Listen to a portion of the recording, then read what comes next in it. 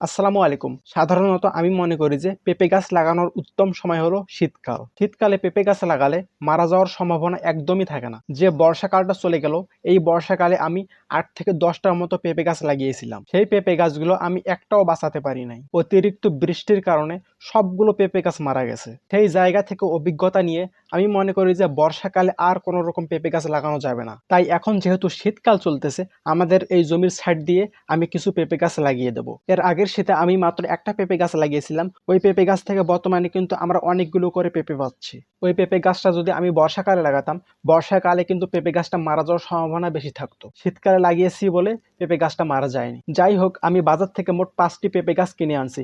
এই পেঁপে গাছগুলো আমাদের এই জমির সাইড দিয়ে লাগিয়ে দেব ইনশাল্লাহ। যেহেতু আমাদের এই জমির মধ্যে পটল গাছ লাগানো আছে, পটল গাছের সাইড দিয়ে যদি আমি পেঁপে গাছগুলো লাগিয়ে দেই, আশা করি পটল গাছের কোনো রকম সমস্যা হবে না। তাই পেঁপে গাছগুলো এই পটল জমির সাইড দিয়ে আমি লাগিয়ে দিতেছি। পেঁপে গাছগুলো লাগানো শেষে আমাদের এই পেঁপে গাছগুলোর মধ্যে হালকা করে কিন্তু পানি দেওয়া লাগবে। এমন না যে এই পেঁপে গাছগুলোর মধ্যে প্রতিদিন বা প্রতিনিয়ত পানি দেওয়া লাগবে। আমরা যদি পেঁপে গাছগুলোর মধ্যে প্রতিদিন রেগুলার ভাবে পানি দেই, এর ফলে কিন্তু পেঁপে গাছগুলো পেঁপে গাছের গোড়ার মধ্যে পচন ধরে মারা যাওয়ার সম্ভাবনা থাকে।